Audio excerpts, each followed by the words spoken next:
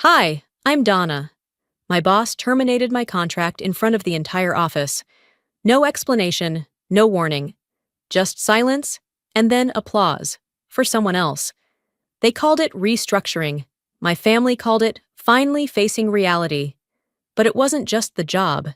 It was the name they took off the slide, the chair they didn't save at dinner, the mother they erased by pretending her work was never hers. And then, just when I thought I'd been emptied completely, a janitor handed me a key. To what? A forgotten room. A hidden truth. A map my mother left behind before they buried her legacy under someone else's name. Why did they all keep pretending I was never there? And what was waiting for me behind that door? Thursday mornings at Thorntech always had the same rhythm. The buzz of overcaffeinated analysts, the smell of slightly burnt toast from the break room, and the dull ache in my shoulders that warned me the meeting ahead wouldn't be kind. I walked into Conference Room B with my laptop clutched like a shield, knowing what I had poured into this week's financial strategy presentation. 40 hours, at least. I'd finessed every figure, double-checked the forecasts, built an airtight case for the Q2 pivot. But as the projector clicked on, and the first slide filled the screen, my name was nowhere. Presented by Callista Dreven. I blinked, then blinked again. I leaned toward the assistant manager, Kevin, whose mouth was already half open to ask if I was okay. "There must be a mistake," I whispered. "That's my section's missing." Kevin shrugged without looking at me. "Boss wanted it simplified." Simplified. A word that sounded like cleaning up clutter, as if my work had been a mess on someone's desk, and they'd done me a favor by sweeping it away. Callista stood at the front, hair in that neat bun that made her look fresh out of a law school brochure, and began walking the room through the slides I had memorized in my sleep. I watched her lips move, hitting all the points I had prepared. Word for word. She hadn't rewritten anything. She had just replaced the name. Mine. I folded my arms to stop my hands from shaking and forced myself to sit still. I'd learned that stillness could be mistaken for poise. Garrison, our CEO, was seated at the far end of the table. He leaned back in his chair, face unreadable, until Callista concluded the pitch. Then he smiled, barely, and nodded once. "Clear, concise. Good instinct," he said. "Nice job, Callista." The room applauded. I wasn't angry yet. Anger requires space. What I felt in that moment was tighter, smaller, like I was disappearing inside my own clothes. Not rage, just a suffocating kind of vacancy. After the meeting, I returned to my desk. My nameplate looked smug. The plant I'd been nurturing wilted a little more. No one mentioned the presentation. Not Kevin, not anyone. Everyone had things to do. Emails to send, Slack messages to respond to. Then Callista came over. "Rough morning?" she asked, holding out a Starbucks cup like a trophy. "Double shot, no foam," I remembered. I stared at the cup, then at her smile. Too wide, too white. I didn't take it. "I'd love to pick your brain sometime," she added. I met her eyes. "It's not for sale." She laughed like I'd told a joke, but I didn't join her. Once she walked away, I opened my inbox to bury myself in something measurable.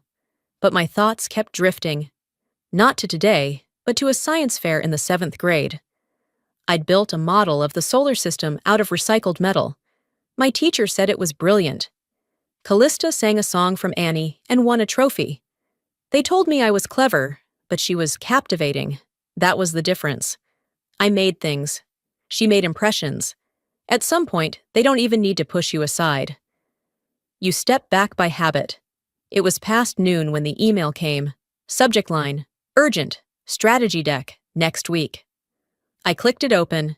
Lead contributor, Callista Dreven, again. I didn't even check the attachments. I knew my work was in there. I'd been assembling the draft all month, but her name was the only one that would make it to the top. Again.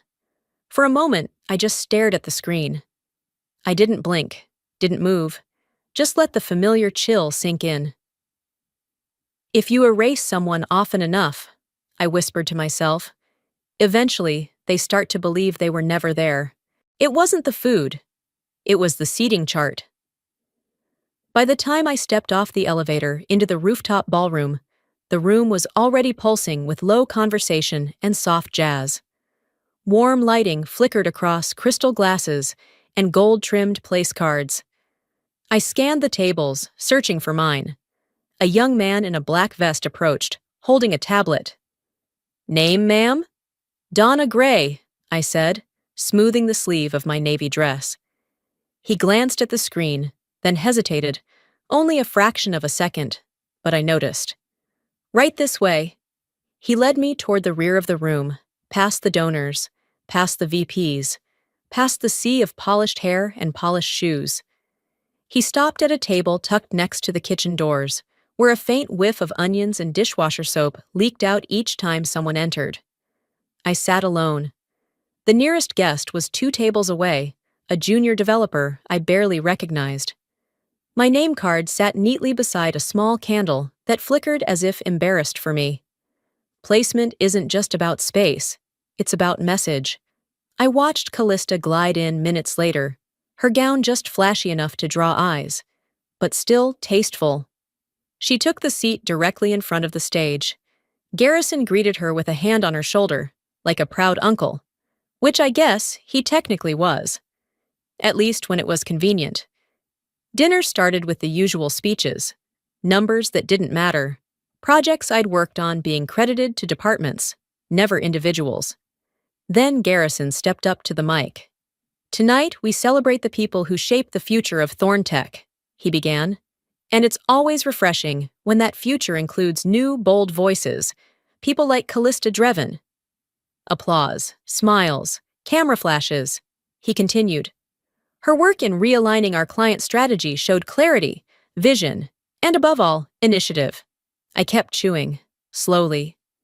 No camera turned toward me, no mention of my name.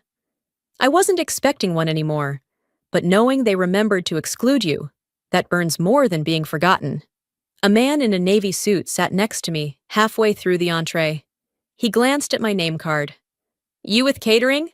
he asked casually. I swallowed. "No, financial analysis." He blinked, then offered a half apology. "Sorry, you're just kinda off the radar back here." He turned his attention to the salad.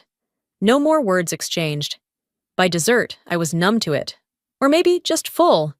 But that didn't stop Callista from strolling over with a champagne flute. "Great turnout, right?" she said brightly. I nodded once. She leaned in slightly, voice soft but slicing. "Uncle Garrison always said bringing you on was a kindness. Family helping family. I mean, not everyone can survive in merit-based environments." I smiled. It wasn't a warm smile. It was the kind you wear when you're about to lock a door behind someone and not open it again. "Merit doesn't shout," I said. "It builds, silently." I stood up, excused myself without touching the coffee, and made my way to the elevator. As I stepped out into the night, the sound of laughter followed me only to the threshold. The walk to my car was quiet, but my inbox wasn't. The second I sat down and started the ignition, my phone buzzed. Subject, Q2 keynote pitch. Lead assigned, Callista Drevin. I stared at it for a long time.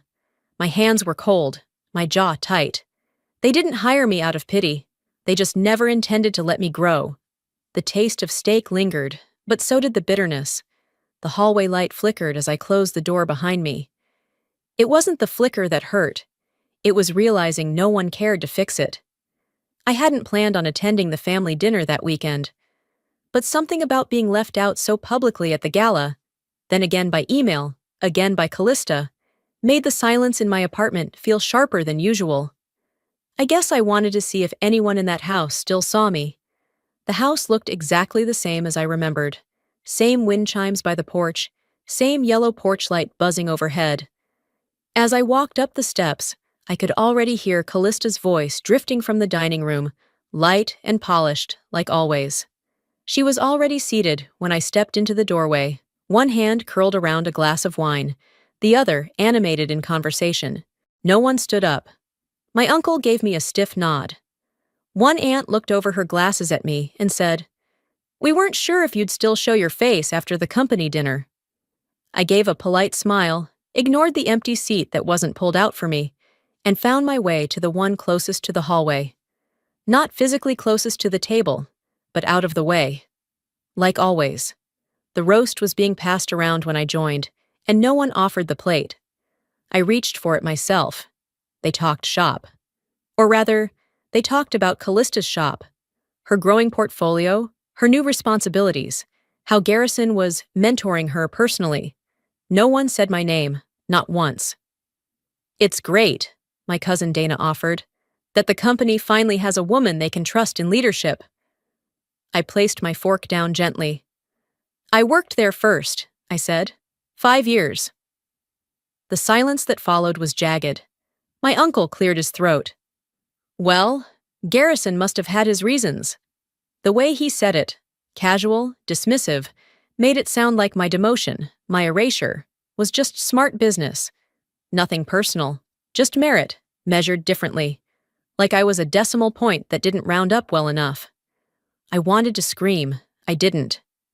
Instead, I focused on the mashed potatoes, forcing each bite down like it might glue my jaw together.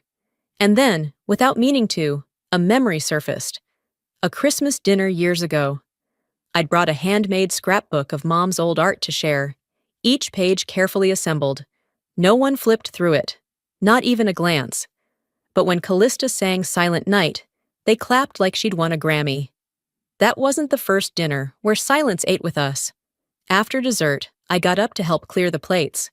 Just as I reached for one, Callista joined me, a fake warmth in her smile. "You're lucky Uncle Garrison even gave you a chance," she said, voice hushed under the clinking of silverware. "He always said you needed direction." I didn't flinch. I didn't give her the satisfaction. "Direction and erasure aren't the same thing," I said, my tone level.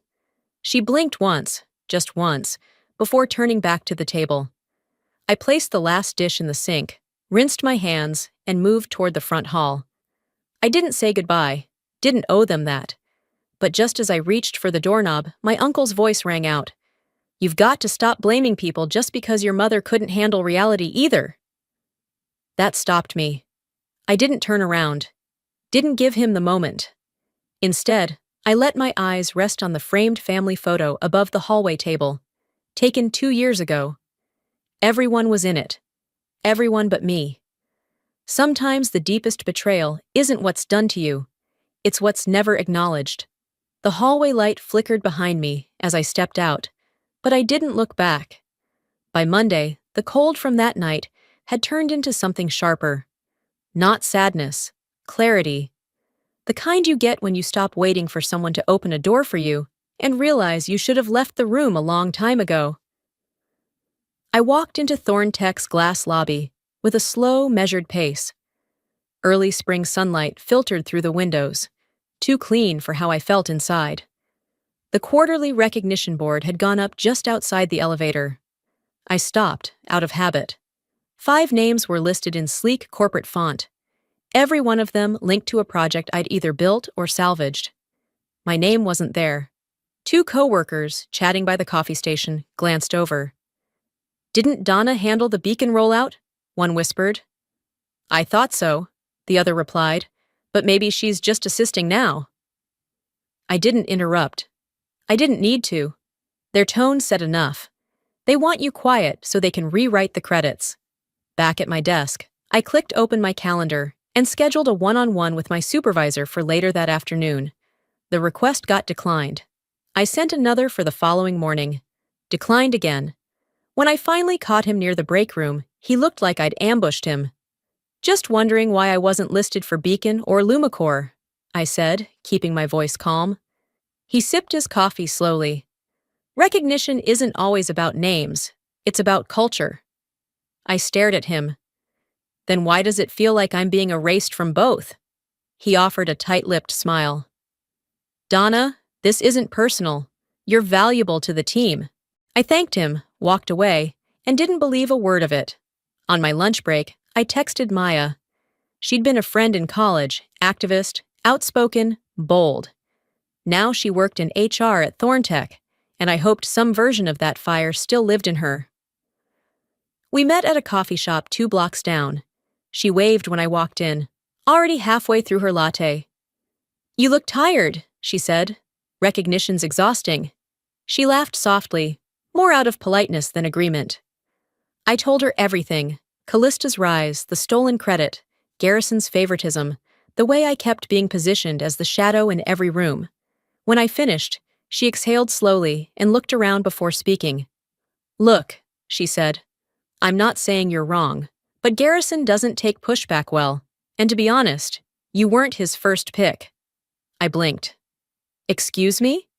"He only signed off because Callista insisted," she continued. "Said you had potential. He saw it as a family favor." My stomach turned. "You mean I was the favor, not the hire?" She didn't answer, just stirred her coffee like it was going to tell her something new. I thought of the rallies we'd marched in together, holding signs, chanting, demanding more funding for women-led programs on campus. And now she sat here, smoothing the ripples in her drink, pretending that silence was maturity. Some people grow up, others grow quiet. I didn't finish my tea. Didn't need to. As I walked back toward the office, the wind picked up, colder than before. My phone buzzed. It was an auto-forwarded thread from an internal group inbox I hadn't accessed in weeks. No subject line, just one image. A time-stamped screenshot of Callista submitting a file. My file. My original pitch deck. The one I'd saved under a unique naming format I'd used since grad school. The name on the final submission? Hers. I stopped walking, standing in the middle of the crosswalk. A car honked. I stepped back to the curb and stared at the screen again, breathing shallowly. If silence is power, then I'd been arming them for years. I didn't burn it yet, but I folded every corner of that paper with intent. Tuesday morning arrived like a warning I hadn't asked for. A calendar notification buzzed on my phone just after 9:00 a.m. with a subject line that didn't sit right. Compliance review, conference room C, 9:30 a.m. No reason, no context, just a time and a room. I wasn't on any flagged files. I hadn't submitted anything late. But I'd been at Thorntech long enough to recognize when something wasn't just a meeting. It was a setup. I printed my own reports from the last quarter anyway, highlighted my own signatures, annotated my timestamps. It wasn't paranoia, it was habit, carved from years of watching the unprepared get buried. Conference room C felt colder than usual. The windows were frosted, but not by design. Just age and budget priorities. Garrison was already seated when I arrived, arms folded like he'd been there since dawn. Across the table sat a man I didn't know. Pinstripe tie, folder open, no smile. "Donna Gray," he said without looking up. "Thanks for coming. I'm Mark, compliance audit." I took a seat. Garrison didn't say a word. Mark slid a folder across the table. Inside were 3 documents: expense authorizations, internal memos, and a spreadsheet I'd never touched. But my login was stamped on the bottom of every page. "These were submitted from your terminal," Mark said. "I didn't reach for them. Those aren't my numbers." Garrison leaned forward finally, clasping his hands on the table like he was in prayer. "Sometimes mistakes happen," he said, "but responsibility is still part of leadership. You understand that, right?" I stared at him. The calm in his voice was surgical, measured, detached. I understood exactly what he was saying. You're not here to explain. You're here to absorb the blow. "Can I see the login logs?" I asked. Mark raised an eyebrow. "Excuse me?" "If these were submitted under my name, I'd like to confirm the access times." He flipped a page. 3 weeks ago, Wednesday, 2:13 p.m. I didn't blink. "That was the day I was off-site for the R&D presentation," I said. "Ask HR. I wasn't even in the building." Garrison tilted his head. "Maybe you forgot to log out. Or perhaps someone else used your station with your permission." That's when it hit me. 3 weeks ago. The R&D presentation. Callista had stopped by my desk minutes before I left. I just need a few minutes at your station, she'd said. Mine's frozen again. Promise I won't touch anything important. I hadn't thought twice. Why would I? She was family. She was mentoring under me. Or that's what Garrison had told people. Now her fingerprints were on my file, but the smudge was mine to clean. Mark tapped his pen once, then twice. Donna, we're prepared to handle this discreetly, but we'll need a formal acknowledgement of the discrepancy. Garrison slid another folder across the table. This one was thinner, just 2 pages. Sign this, he said. We'll process your transition quietly. No further escalation. Clean departure. You'll keep your references. I looked at the folder, then at him. You don't want a departure, I said. You want a disappearance? He didn't deny it, just leaned back and waited. I stood up, collected my own folder. I left their papers untouched. No one followed me out. The hallway was silent. I passed by coworkers who glanced up, then quickly back down. They knew something was happening. They just didn't want to know what. By the time I reached the elevator, my phone buzzed. Callista, one text. Sorry, things got messy. I had to protect my own role. The trap was built from paper, but I just found the lighter. The hallway was cold, but my hand holding the key was warm. Friday morning hit with a strange stillness.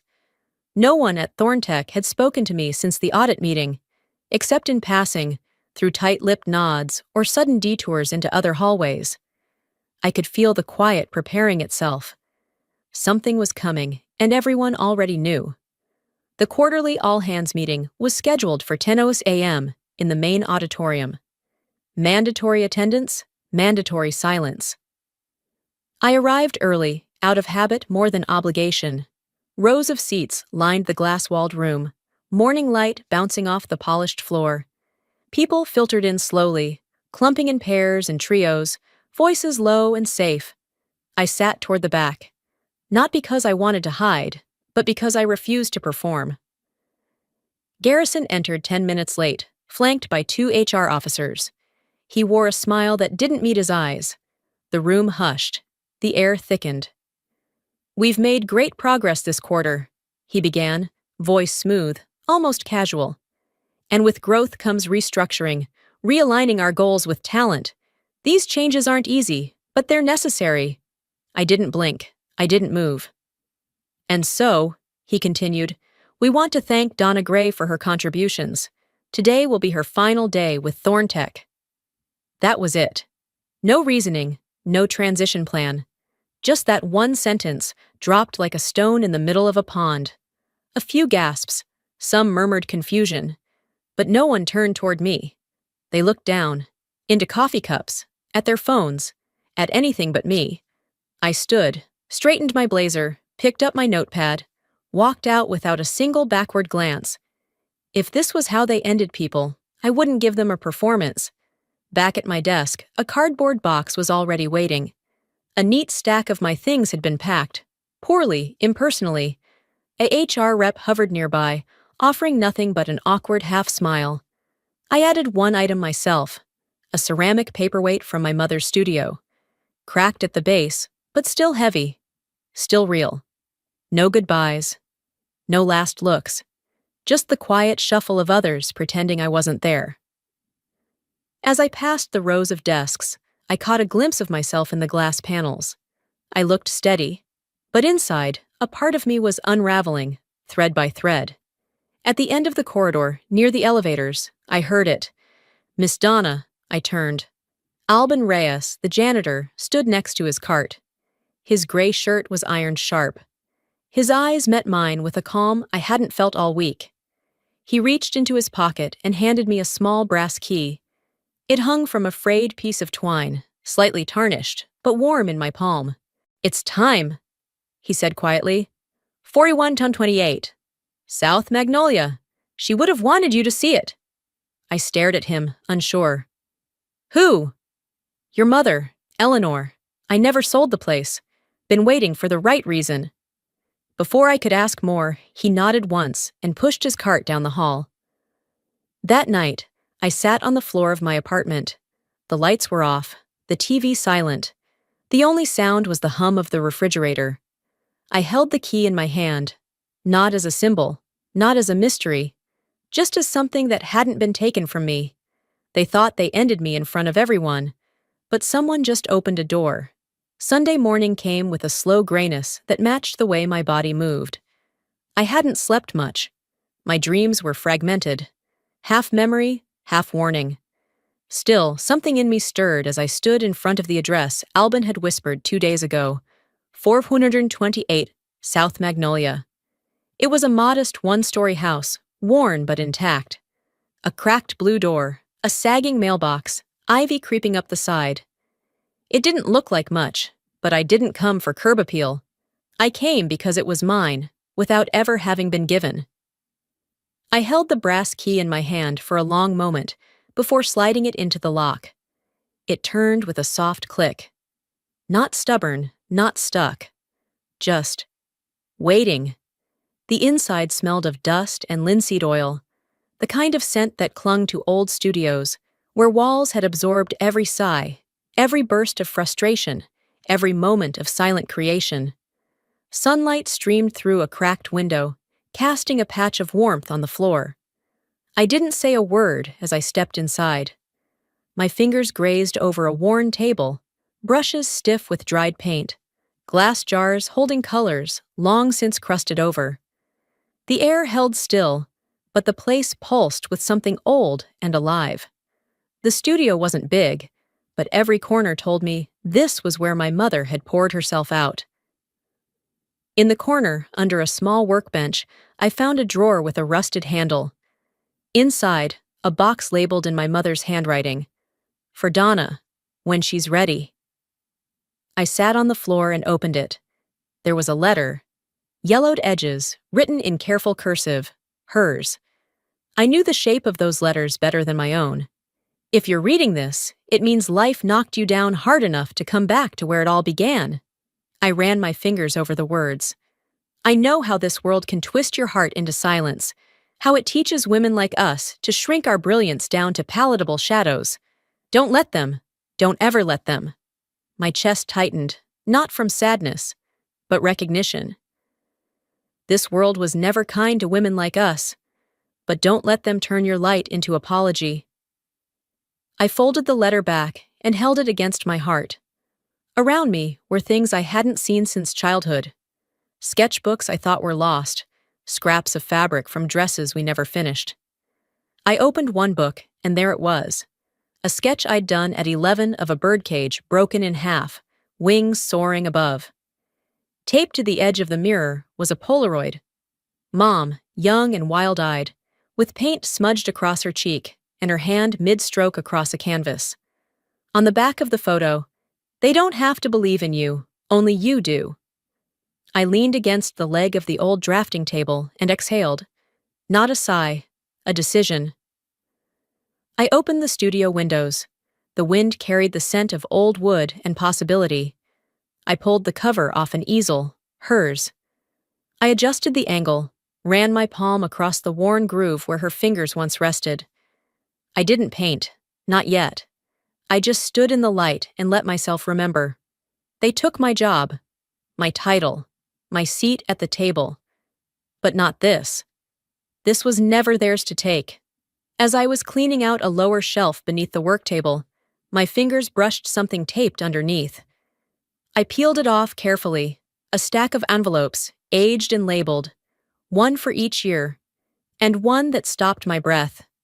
2020, the day they stole my idea. I didn't open it, not yet, because in that moment, I realized something else. This wasn't just my mother's studio. It was the archive of every time she refused to disappear. I didn't leave with just a key. I left with a roadmap. By Wednesday afternoon, the light in my apartment hit differently. It wasn't softer or warmer. It was sharper, like it had something to say. The envelope marked 2020 sat unopened on the table, just inches from my elbow as I typed. I'd gone back to the studio early that morning, retrieved what I needed, and carried it home like a piece of my mother's spine. Now, I stared at her handwriting one more time before slicing the envelope open. Inside were sketches, notes, margins filled with question marks and circles. At the top of one document, Project Lumen, Predictive Learning System for Client Modeling. My breath caught. That name, Lumen. Garrison used it during last year's Q4 keynote, praised Callista for spearheading innovation. But this wasn't hers. It was Eleanor's. And now that I saw the rough prototype, the old design echoes were undeniable. I clicked through my own saved presentation archives, found the 2022 deck. Slide 12, same visual model. Even the graph axes matched. I zoomed in. There, barely visible, in the lower corner of the slide, a cropped watermark. Elegant script, almost hidden. Eleanor G. They hadn't even bothered to change the font. Something inside me shifted. Not rage, but something colder, clean, sharp. I needed more. I packed my things and drove across town to a rented co-working space I used for contract jobs. Private, quiet. No one from Thorntech knew it existed. I logged into an old email tied to a domain I hadn't used in years. It took 3 tries to remember the password. And there it was, in the spam folder. A message sent 6 days ago from a burner address. No subject, no name. They took your mother's IP and gave it to Callista. Look deeper into the Lumen contract. You were never meant to be more than the shield. There was a PDF attached. I opened it. Screenshots of back-end access logs, Callista's credentials, downloading files tagged EG prototype, and archived Izei, Eleanor G. Timestamps matched the week before her presentation. Another image, a Slack chat snippet. Someone saying, just rebrand this before she sees it. No names, just proof. Enough to make denial a joke. I printed everything, sorted the pages into labeled folders. IP theft, Eleanor access logs, Donna speech draft, Garrison Sach 2022. Each folder felt like a rung on a ladder I didn't know I'd been building. Not out of revenge, but correction. This wasn't sabotage. This was structure. And I'd seen how to dismantle it, one document at a time. I opened my encrypted document folder, started a new file, titled it Exhibit A. They knew. Then I set up a small camera on the table, pressed record, and spoke. My name is Donna Gray. I've worked at Thorntech for nearly a decade. I am the daughter of Eleanor Gray, the original developer of the Project Lumen model. This is what they never expected me to find. I didn't cry. I didn't shake. I spoke like a woman who had been erased and finally found the original ink. They built their story using her silence and my erasure. Now I'll use their own blueprint to collapse it. I hadn't planned on building a future that night, but someone just handed me the first brick. The invitation list was short, on purpose. Just enough to fill the room without crowding it, just enough to make the silence louder when people finally saw what they needed to see. The gallery was small, tucked between a florist and a frame shop on East 28th. I rented it under my own name. No company, no brand, just Donna Gray. And that mattered more than I expected. I arrived hours before anyone else, arranging the pieces with precision. Each one had been chosen, not just for what it showed, but for what it said when placed beside the next. This wasn't a gallery, it was a map. The largest wall was dedicated to the Lumen series, my mother's old designs, reimagined with bold colors and sharper lines. Her hand and mine, layered. Past and present, neither asking permission from the other. But the centerpiece, the piece I knew would silence the room, stood alone. A canvas 6 feet tall, framed in black. A shadowed man at a podium, face turned in profile, hand raised with a document clutched tight. Faint, almost hidden in the corner of that paper, the initials EG in soft script. It didn't need a name. Anyone in that industry would recognize the reference, especially him. Guests began trickling in just before 7. A few old co-workers, a handful of local artists, a blogger who wrote about women reclaiming stolen narratives. I kept to the back of the room, letting the pieces speak. Then Garrison walked in. He didn't come alone. Two board members flanked him, laughing politely at something he'd just said. That laugh faltered when they looked up. He paused halfway across the floor. His eyes scanned the Lumen series, narrowed when they reached the centerpiece. He didn't ask questions. He didn't have to. Around him, people whispered, "That graph looks familiar. Isn't that from the keynote?" I watched him take a step closer, then another. His shoulders stiffened, his jaw moved, but no words came. Beneath the painting, a simple black stand held a QR code. Several people had already scanned it.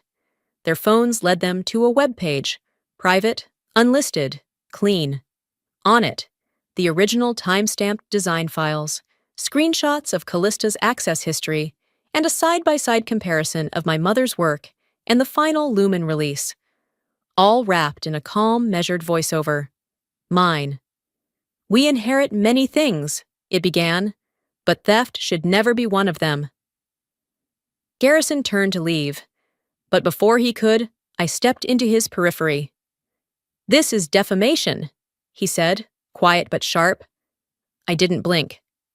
"No, this is documentation, and if you find yourself in it, perhaps you recognize the scene." He didn't speak again, just walked out, pale-faced and silent. The board members stayed behind, one of them scanning the QR code as I walked past. An hour later, the gallery was thinning out. I stood by the table near the door, packing up some handouts, when a woman I didn't recognize approached and placed a plain white envelope in front of me. No return address, no name. Just a single note inside. "We see you now. Let's talk. Klein Foundation, Creative Equity Division." I folded the note slowly and placed it in my coat pocket. When you paint with truth, the ones who flinch first are usually the ones holding the brush too long. Staying doesn't mean standing still. It means owning the space they told you was never yours. 3 weeks after the gallery night, I stood backstage at the Portland Convention Center, running my thumb along the hem of my jacket. The fabric was charcoal gray, simple, sharp, and mine. Just like the name on the banner behind the stage. Donna Gray, founder, Studio Lumen. I hadn't asked to speak at the Women in Innovation conference. They asked me. It still felt strange, being invited to speak instead of pushed to listen.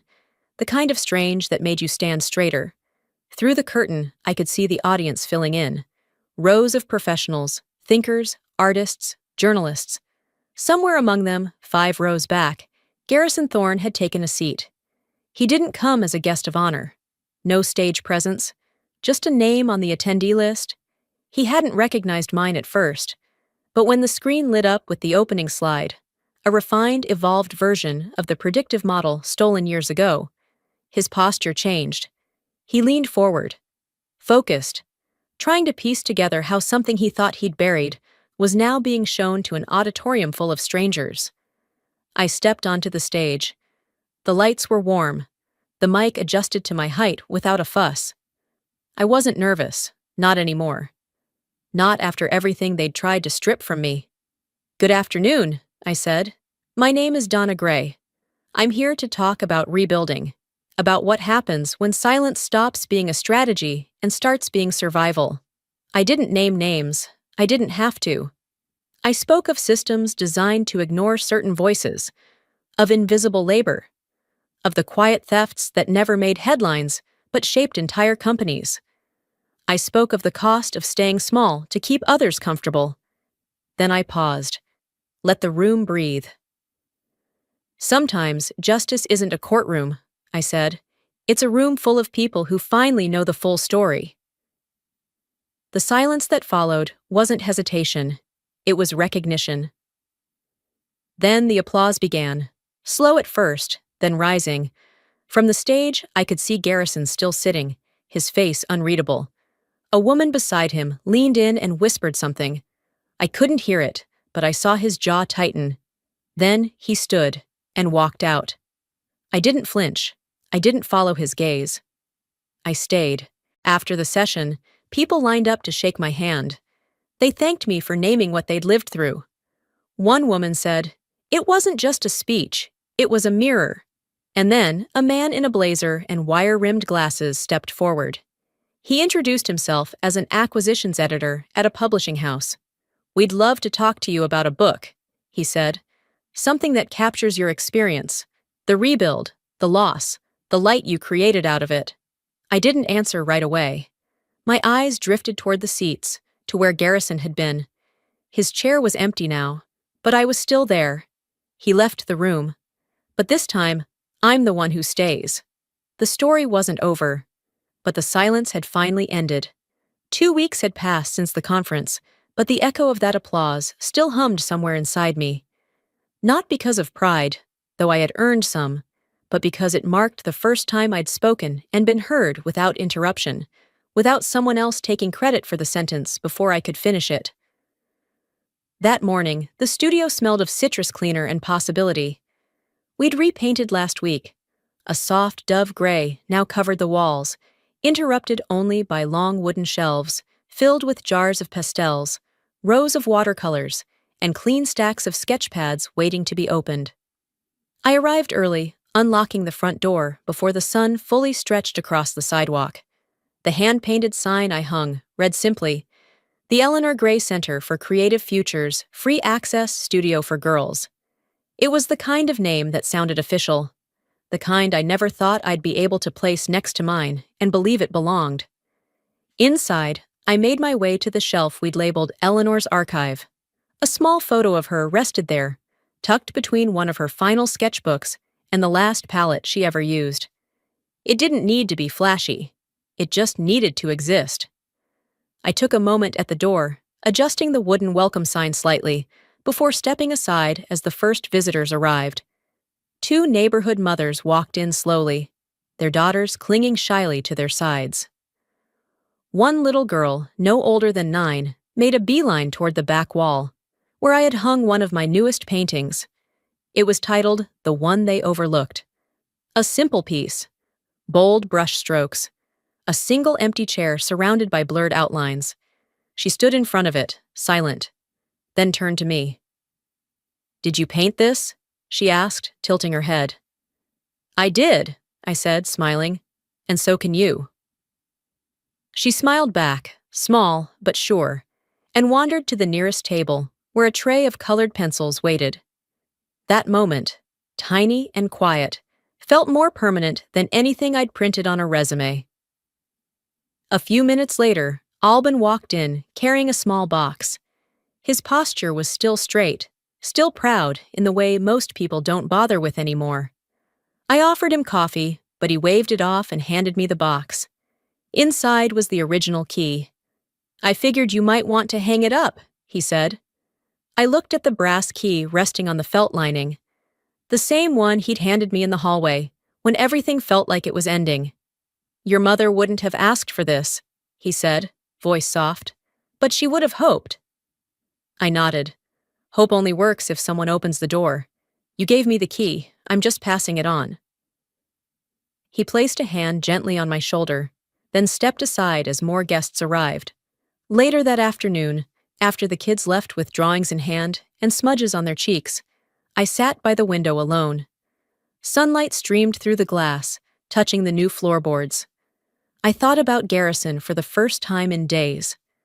I could have done more, legally, could have dragged him through filings and lawyers and countersuits, but I would have lost years proving what the room already knew. And I didn't owe the world a courtroom story. I owed myself peace. So instead, I built something he could never take away. That evening, just as I was locking up, my phone buzzed. An email. Subject, "Second Chances. Feature request." A journalist I vaguely recognized asked if I would share my story in their next docuseries. The line that stood out most: "We'd like to highlight voices that turned endings into beginnings." I didn't reply. Not yet. I stood outside the studio for a long while, watching the last rays of sun dip behind the rooftop across the street. Inside, the light stayed on, soft, constant. Some stories don't need revenge. They just need to be told without shame. This wasn't a comeback. It was a beginning, written in ink, framed in light, and never needing to be explained again. It had been nearly a month since the studio's opening. Life had taken on a quiet rhythm, one of morning coffees brewed on my own time, of classroom laughter echoing through paint-stained walls, and of moments so small I might have missed them before. That morning, I sat at my kitchen table with my laptop open, the sunlight making its way across the hardwood floor inch by inch. The email blinked quietly at the top of my inbox. A subject line that didn't demand, but offered, "We'd like to acquire Studio Lumen and its IP portfolio. Offer 8.2 cents. No greeting, just numbers. Terms negotiable," it said. I didn't click reply. I didn't forward it. I didn't hesitate. Instead, I closed the laptop, stood up, and poured myself a glass of water. I didn't survive this to be bought back by the hand that erased me. The following day, I was in a soundproof booth downtown, recording for a podcast titled Quiet Power: Women Who Rebuilt Themselves. The producer had offered me tea and a list of pre-cleared questions, which I'd skimmed and set aside. "What do you want to say to the women listening?" the host asked gently. I leaned toward the mic, voice steady. "That pain didn't destroy me," I said. "It authored the first chapter of the life I actually chose. They didn't cut that part." Later that afternoon, I placed a cream envelope on the counter at the post office. Inside was the final manuscript for my book. The title, The Girl with the Key. I'd spent weeks writing it, early mornings before studio sessions, long nights after classes wrapped. Each chapter stitched with truths that no longer needed polishing. The dedication, simple and clear, read, "For Alban, the first person who believed I was more than what they let me be." That evening, I returned to the studio. The last rays of daylight touched the sign by the door. Kids had finished their session an hour ago, leaving behind bursts of color on drying canvases and half-cleaned brushes in jars. Inside, Alban was rearranging supplies, carefully as always. "I saved you a copy," I said, handing him the book. He turned it over in his hands like it might break, then nodded once. Quiet, like him. "Your mother would have been proud," he said, eyes glassy, "but I think she already knew you'd find your way." He didn't need to say more. We stood for a moment in that quiet, a space filled with everything we didn't have to explain. As the evening settled, I stepped outside. The air was cool, still laced with spring. Children's voices lingered faintly from down the street. The studio lights glowed behind me, warm, steady. In my palm, I held the original brass key, the same one Alban had handed me when I thought everything was over. I looked at it for a long time. Some doors, once opened, never close, and some names, once spoken out loud, never disappear again.